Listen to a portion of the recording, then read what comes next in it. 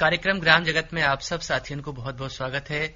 और साथियों, आप सबको आपके अपने भैया कृष्णवीर सिंह की राम राम। कैसे हैं ग्रामीण साथियों? उम्मीद करते हम कि आप सब बहुत अच्छे होंगे और कार्यक्रम सुन रहे होंगे, चाहे तो रेडियो पर या फिर और भी जो माध्यम है मोबाइल के माध्यम सुन रहे होंगे। और इस समय जो काम धंधे को समय चल रहा है, ऐसे में आप गेहूं की फसल या तो उठा चुके होंगे या फिर एक दो दिन में उठाने की तैयारी कर रहे होंगे। खूब ज्यादा काम है इस समय और आप अपने अपने कामों में खूब व्यस्त हैं। ऐसे में जो और भी काम हैं जिनमें पशुपालन है, उसको भी ध्यान रखने हैं आपको, क्योंकि उनको ध्यान रखने की जिम्मेदारी भी हमारी और आपकी ही है। साथियों, आज के कार्यक्रम में आपका सुन पाओगे, आपको हम बता दें कार्यक्रम की शुरुआत में ही। आज आपसे करेंगे थोड़ी सी बातचीत अल्पसंख्यक कल्याण हेतु सरकारी जो प्रयास करे गए हैं उनके बारे में।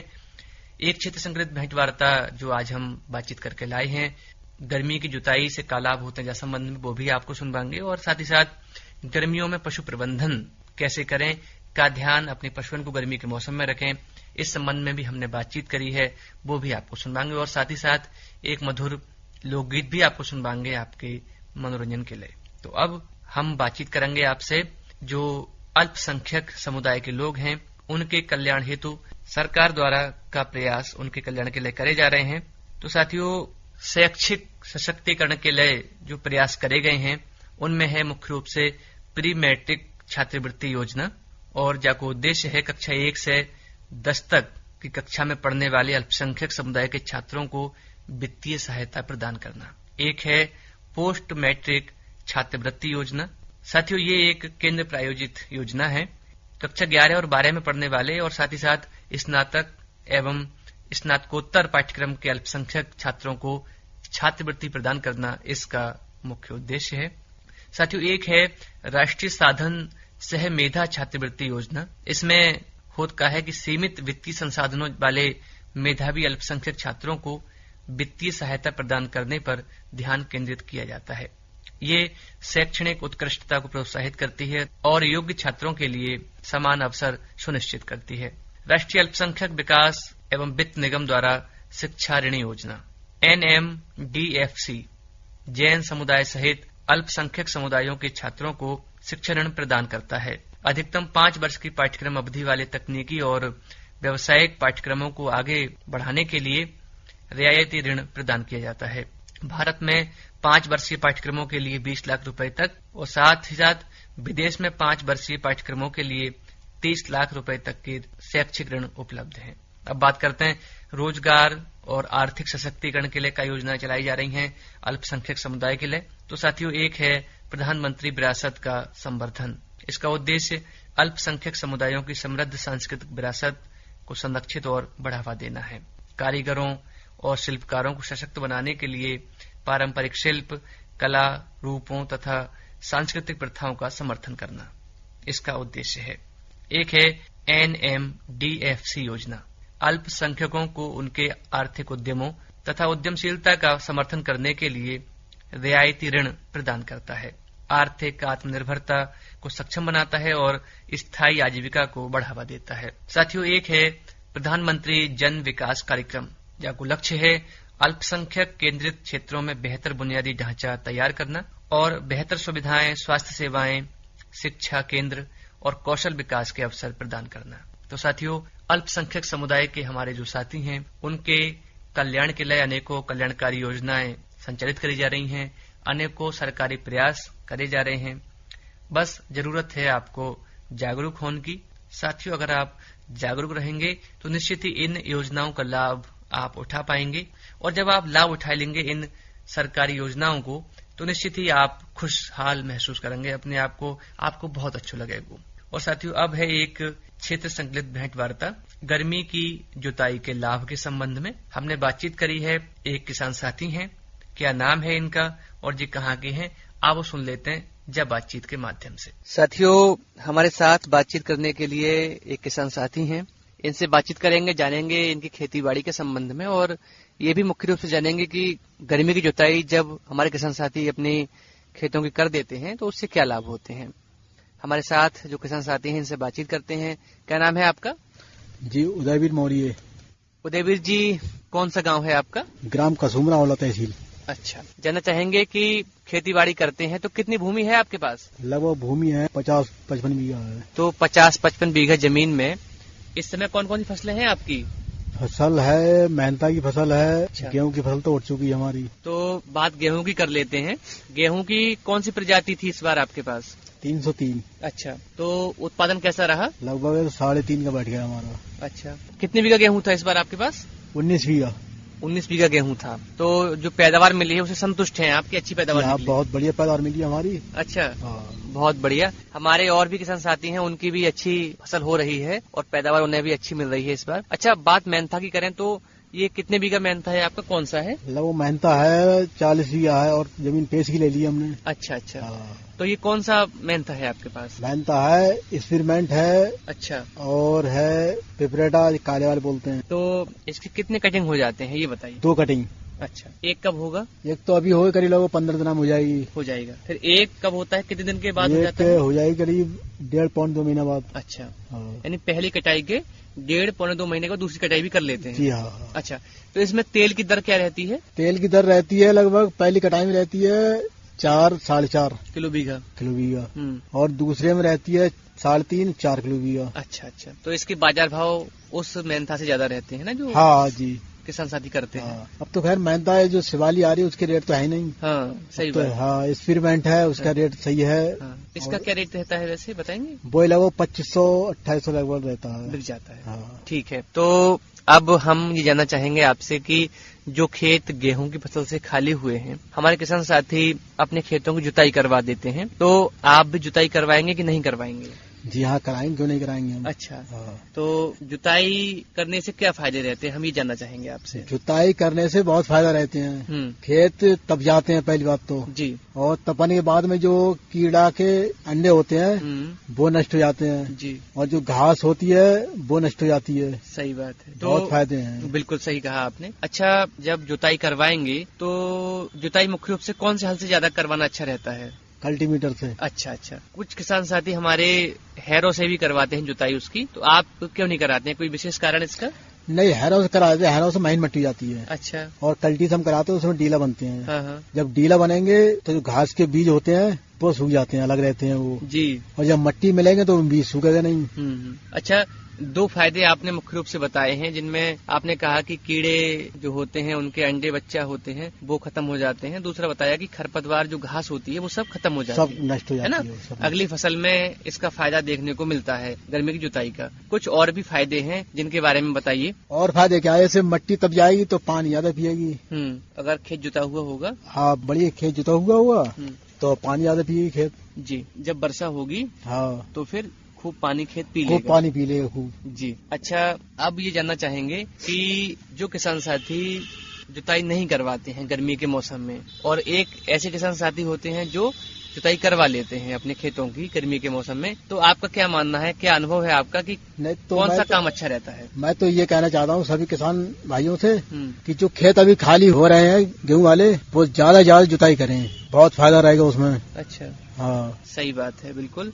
तो आप तो करवाएंगे ही जुताई, और आपने करवा भी दी होगी कुछ खेतों की, तो एक ये अच्छी बात है कि हमारे किसान साथी जब जुताई करवा देते हैं तो अनेकों फायदे उनको मिलते हैं अगली फसल में। अब ये जानना चाहेंगे कि जो फसल है आपके खेतों में मेहनता की इस समय, इसमें क्या काम हो रहा है इस समय? इसमें वो पानी लग रहे हैं इसमें अभी तो। अच्छा अच्छा, ठीक है। अच्छा, सब्जी वाली फसलें आपके यहाँ पर नहीं होती हैं क्या? नहीं, सब्जी वाली फसल नहीं होती है, बंदर बहुत है ज्यादा। अच्छा, इसीलिए नहीं होती है। अच्छा अच्छा। अच्छा, घर पे पशुपालन होता है? हाँ, पशुपालन है, भैंस है अपनी। कितनी भैंस है आपके पास? 5 भैंसे हैं। जी, तब तो अच्छी भैंस है आपके पास। संख्या काफी हो गई 5 भैंसों की। तो इनके लिए क्या व्यवस्था है, खिलाने पिलाने की किस तरह से ध्यान रखते हैं इनका? वही खाने खिलाने क्या। हरे चारे में क्या है? हरे चारे में बरसिंग है, अभी चल रही होगी। हाँ, चल रही है बरसिंग अभी।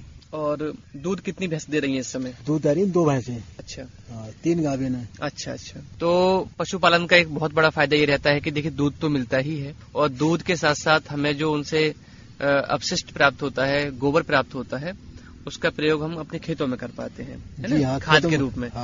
तो कितना ट्रॉली खाद हो जाता है हर साल डालने के लिए अपने खेतों में? एक साल में हमारा करीब लगभग 12 ट्रॉली खाद हो जाता है। अच्छा, तो हर साल डाल देते हैं खाद? हर साल डालते हैं हम। अच्छा, जैसे अपना अगर नहीं हो पाता होगा तो फिर आप खरीद भी लेते होंगे? मिलता हाँ, होगा? खरीद लेते हैं। और जैसे जो मेहनता का मलबा है, हाँ, वो गला देते हैं हम। अच्छा, जो तेल निकलने के बाद जो बचता है मलबा, वो भी उसमें डाल देते हैं? हाँ, वो गला देते हैं। अच्छा, तो जिस खेत में आप खाद डाल देते हैं उस खेत की पैदावार अच्छी हो जाती होगी अपने आप? बहुत बढ़िया पैदावार मिलती है ना? बहुत बढ़िया पैदावार। हाँ। अभी जो गेहूं की फसल आपने उठाई थी तो क्या पिछले साल इसमें खाद पड़ा हुआ था खेतों में? जी हाँ, खाद पड़ा। अच्छा, खूब फायदा है देसी खाद डालने का। अच्छा, कुछ किसान साथी क्या करते हैं उदयवीर जी कि वो अभी भी जो रासायनिक खाद है जिनमें यूरिया है, डीएपी बहुत लगाते हैं, क्या कहना चाहेंगे आप? नहीं, ज्यादा लगाने से इसमें फायदा तो है नहीं कुछ। अब ऐसे आप लगाएंगे 10 किलो भी आई, खेत तो जरूरत है 5 किलो भी आई, तो बस उतने ही इस्तेमाल करेगी 5 किलो भी आओ खेत। जी, और आपने जो ज्यादा लगा दिया, पैसा ज्यादा खर्च कर दिया। हाँ, वो तो पैसा गया बेकार। हाँ। और फसल को भी नुकसान होता है उसमें। जी।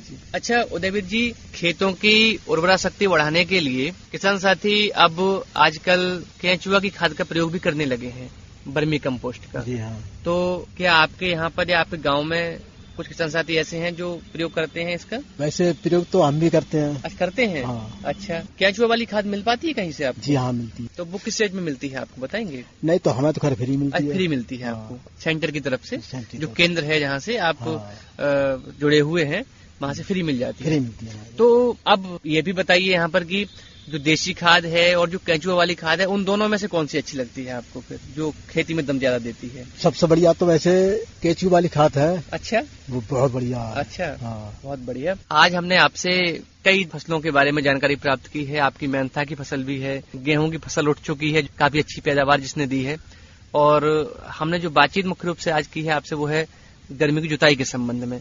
एक बार फिर से ये जानना चाहेंगे आपसे कि गर्मी की जुताई जब आप करवा देंगे तो क्या मुख्य ध्यान रखने की आवश्यकता होगी? गहरी जुताई होनी चाहिए या फिर हल्की जुताई होनी चाहिए? नहीं, तो गहरी नहीं होनी चाहिए ज्यादा। हाँ। थोड़ी हल्की जुताई होनी चाहिए। अच्छा जी, तो हल्की जुताई से बहुत फायदे मिलते हैं। जी। अच्छा, एक बात बताइए, जैसे जुताई की बात हम लोग कर रहे हैं तो जुताई कितनी बार करते हैं आप? जैसे एक बार करते हैं, कई की वजह से डबल करते हैं, कैसा? नहीं, तो कम से कम 5 बार हम करते हैं। अच्छा, हाँ। तब तो खेत बन जाता होगा बिल्कुल। 5 बार करते हैं, जब तक धान नहीं लगते हैं। हाँ। वो कम से कम लगभग 5-6 बार कर देते हैं जुताई। अच्छा। हाँ।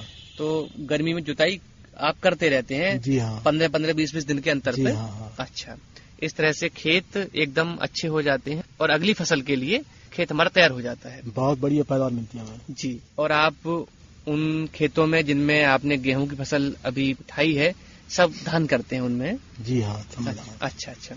मेहनता की फसल कटेगी, उसमें भी धान करेंगे हम। अच्छा, उदयवीर जी, बातचीत हुई आपसे और आपके अनुभव हम जान पाए। ग्रीष्मकालीन जुताई से होने वाले लाभों के संबंध में आपसे बातचीत हुई। आपका बहुत बहुत धन्यवाद। नमस्कार। साथियों, अभी आपने हमारी और उदयवीर मौर्य जी की जो बातचीत सुनी। उदयवीर जी एक प्रगतिशील कृषक हैं और अच्छी खेती बाड़ी करते हैं। और साथियों, अब कार्यक्रम में एक और भेंट वार्ता है। विषय है गर्मियों में पशु प्रबंधन। विषय विशेषज्ञ हैं डॉक्टर रेखा पाठक और इनसे बातचीत जो हमने करी है वो आपको सुनवा रहे हैं। डॉक्टर साहब, बहुत बहुत स्वागत है आपका आज के कार्यक्रम में। धन्यवाद। सबसे पहले हम श्रोताओं के लिए यही जानना चाहेंगे कि गर्मी के मौसम में हम पशुओं का प्रबंधन किस तरह से करें? बहुत ही एक रेलेवेंट सवाल है, क्योंकि गर्मियों का बहुत ही प्रतिकूल प्रभाव पड़ता है पशुओं पर। बहुत अधिक गर्मी से पशु स्वास्थ्य भी प्रभावित होता है। गर्मी के मौसम में जैसे लू लग जाती है, इसी तरह पशुओं में भी लू लग जाती है एक्सपोजर से।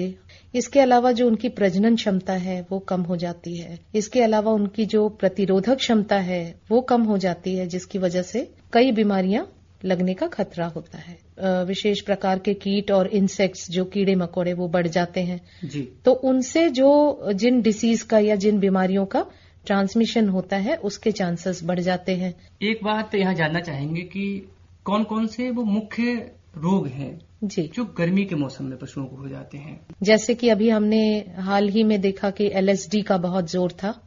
LSD में जो है हम देखते हैं कि मच्छरों से या जो ऐसे कीड़े जो खून पे फीड करते हैं, मतलब खून पे अपना न्यूट्रिशन लेते हैं, तो उन कीड़ों के द्वारा क्या होता है कि ये वायरसेस अंदर चले जाते हैं, जीवाणु जनित समस्या है। ये वायरस अंदर जाकर फिर अपना जो है दुष्प्रभाव छोड़ते हैं। तो अगर प्रतिरोधक क्षमता कम हो जाती है तो किसी भी तरीके की जीवाणु जनित या विषाणु जनित या जो अन्य रोग होते हैं या फिर डायरेक्ट हीट के प्रभाव से हीट स्ट्रोक हो सकता है, जिसको हम लू बोलते हैं। तो इस तरह की बीमारियों का जो है जोर ज्यादा हो जाता है। तो अगर किसी पशु को लू लग जाती है जी, तो क्या उसका प्राथमिक उपचार हो सकता है? जैसे जब लू लग जाती है तो आमतौर पे हम देखते हैं कि उसका जो तापमान है शारीरिक वो बहुत ज्यादा बढ़ जाता है। सामान्य तौर पे हमारी जो गायें हैं वो 101 उनका जो है डिग्री फ़ारेनहीट उनका तापमान होता है जी। लेकिन जब उनको लू लग जाती है तो वो 105 106 तक चला जाता है। और ऐसे में ऐसे पशु जो होते हैं वो इस प्रकार से चिन्हित किए जाते हैं कि मुंह खोल के वो हाँफ रहे होते हैं या सांस ले रहे होते हैं, बहुत ज्यादा लारी गिर रही होती है उनके मुंह से, और पशु एक अलग से आपको देखने पे पता चलता है कि ये बहुत ज्यादा स्ट्रेस में है। लेकिन अगर लू लग गई है तो सबसे पहले हम इसके अधिक तापमान जो बॉडी में हाई टेम्परेचर आ गया उसको हम ठंडा करें, तो हमें वाटर स्प्रिंकलर से या पानी में पाइप में पानी लगाकर इनको ठंडा करना चाहिए। ऐसे एनिमल्स को जब तक कि इनका टेम्परेचर नीचे ना आ जाए हम इनको बर्फ की सिकाई करके भी इसको त्वरित ठंडा कर सकते हैं, क्योंकि अगर हमने ऐसा नहीं किया तो हाई टेम्परेचर की वजह से ऐसे पशु मर जाते हैं। जी डॉक्टर साहब, लू लगने की समस्या होती है जी, वो कौन से पशुओं में अधिक होती है, गौवंशी या फिर महिषवंशी? जी, लू लगने की महिषवंशी में ज्यादा समस्या होती है और इसकी वजह से उनकी मृत्यु भी होती है। इसकी वजह से उनकी प्रजनन क्षमता भी बहुत प्रभावित हो जाती है। जैसा कि मैंने बताया कि जब आप पानी से ऐसे पशुओं को थोड़ा ठंडा करते हैं तो उसके बाद आपको ये जरूरी होता है कि उसके शरीर में पानी की कितनी मात्रा है। तो ऐसे में अक्सर हम पानी में गुड़ और नमक मिलाकर, आम हुआ या तुलसी के पत्ते हुए या सौंफ जीरे का जो इन सबका एक मिश्रण बनाकर और उसमें हम गुड़ डालकर और नमक डालकर हम ऐसे पशुओं को लू लगने से बचा सकते हैं। डॉक्टर साहब, गर्मी के मौसम में हम मनुष्य कई बार पानी पीते हैं, ऐसे ही पशुओं के लिए इस गर्मी के मौसम में जो हम कितनी बार पानी पिलाएं? जी, पशुओं को गर्मियों में जिसको हम एडलिब बोलते हैं, एडलिब मतलब जब जब उनका मन करे, जितना मन करे जी, तो ऐसे में ताजे पानी की व्यवस्था पशुओं के पास होनी चाहिए। अच्छा, चारे की अगर बात करें जी, तो गर्मी के मौसम में हमें जो हरा चारा है या फिर जो सूखा चारा है इनकी मात्रा कितनी रखनी चाहिए? जी, आमतौर पे देखिए जो भी रिकमेंड करते हैं हम उसको रफ चारा ना दें, तो हम उसको मुलायम पत्तियां आसानी से पच जाने वाले खाद्य होते हैं उस पे हम ज्यादा फोकस करें। हम कोई ऐसा ना दें जिसमें कि बहुत ज्यादा रफ हो या जिसको पशु को पचाने और शरीर में मेटाबोलाइज करने में दिक्कत हो। तो हम उसको गीला करके दें ताकि ज्यादा से ज्यादा पानी की मात्रा जो है उसके शरीर में हमेशा बनी रहे। जी जी। अच्छा, ज्वार के बारे में जो चरी होती है उसके बारे में ये होता है कि हम उसको शुरू के कुछ दिनों तक न खिलाएं, ऐसा क्यों कहा जाता है? जी, एक्चुअली उसमें एक तरह का एक टॉक्सिन होता है शुरू में, तो इसीलिए हम उसको अवॉइड करते हैं क्योंकि उससे पशुओं को जहरवाद हो सकता है। जी जी। अच्छा, कई बार ये होता है कि हमारे पशु चरने जाते हैं गर्मी के मौसम में जी, और हमारे जो पशुपालक भाई हैं घर से पानी पिलाकर नहीं ले जाते हैं और उनका ये मानना होता है कि ये वहीं तालाब में लौटते रहेंगे और वहीं पर पानी पीकर आ जाएंगे। ये कितना सही है? तो भैंसों में जो वैलोइंग वाली जो प्रक्रिया होती है बहुत जरूरी हो जाती है और साफ स्वच्छ तालाब हमारे पास होना चाहिए। कई बार पशु लड़ जाते हैं आपस में तो उनके चोट लग जाती है, सींग उनका टूट जाता है। जी, ऐसी बहुत सी समस्याएं हैं, जैसे आंख में चोट लग जाती है, तार से कट जाते हैं पशु, सींग से लड़ जाते हैं तो सींग टूट जाते हैं जिसमें कि बहुत ही तेजी से खून बहने लगता है। तो ये एक आकस्मिक एक सिचुएशन है जिसको कंट्रोल करना बहुत जरूरी हो जाता है जी। तो सबसे पहले अगर ब्लीडिंग हो रही है, खून बह रहा है, तो उसके प्रवाह को रोका जाए जी। उसके बाद आपको त्वरित अपने जो निकटतम पशु चिकित्सालय है वहां पे आपको उसका उपचार कराना चाहिए। और अगर मुंह से ब्लीडिंग हो रही है, नाक से हो रही है, तो ऐसे में आप बर्फ की भी सिकाई कर सकते हैं। इसका नाम है टिंचर बेंजोइन। अच्छा। और एक और अन्य दवा है टिंचर फेरी पर क्लोराइड। तो इन दोनों में से वो कुछ भी इस्तेमाल कर सकते हैं। संतुलित पशु आहार की हम बात करते हैं जो कि पशु प्रबंधन का ही एक हिस्सा है। जी बिल्कुल। तो इस मौसम में संतुलित आहार के बारे में आप क्या कहना चाहेंगे? सही मात्रा में उसके अंदर फाइबर भी जाने चाहिए और दाना भी जाना चाहिए। जैसे कि एक आपने केवल एक गाय बांधी है जो दूध नहीं दे रही है या फिर वो बछिया है अभी, तो उसका एक पर्टिकुलर आहार होता है, उसमें दाने की मात्रा इतनी ज्यादा नहीं होती है। और जहां पे अगर वो रिप्रोडक्टिव है, मतलब प्रजनन क्षमता उसको अपनी दिखानी है, तो वहां पे थोड़ी दाने की मात्रा हम बढ़ा देते हैं। ऐसे में कोई दूरभाष नंबर है ऐसा जिस पर हमारे पशुपालक भाई फोन करके कोई जानकारी ले सकते हैं? अभी तो मेरे पास मेरा दूरभाष नंबर है, आप यहाँ पर इसको रिले कर सकते हैं जी। 7983233779। डॉक्टर साहब, आप कार्यक्रम में आई और आपने इतनी महत्वपूर्ण जानकारी दी श्रोताओं के लिए, आपका बहुत बहुत धन्यवाद। धन्यवाद। भैया बहनों, अभी आपने गर्मियों में पशु प्रबंधन के संबंध में डॉक्टर रेखा पाठक और हमारी बातचीत सुनी। निश्चित ही आप जान गए होंगे कि गर्मी के मौसम में अपने पशुओं को ध्यान कैसे रखने हैं और उनको कैसे आप स्वस्थ रख सकते हैं। और भैया बहनों, अब समय बिल्कुल ना है कि आपसे कोई और बातचीत आज के कार्यक्रम ग्राम जगत में करें। तो आज के कार्यक्रम ग्राम जगत से अपने भैया कृष्णवीर सिंह को दे अनुमति। करो स्वीकार। राम राम।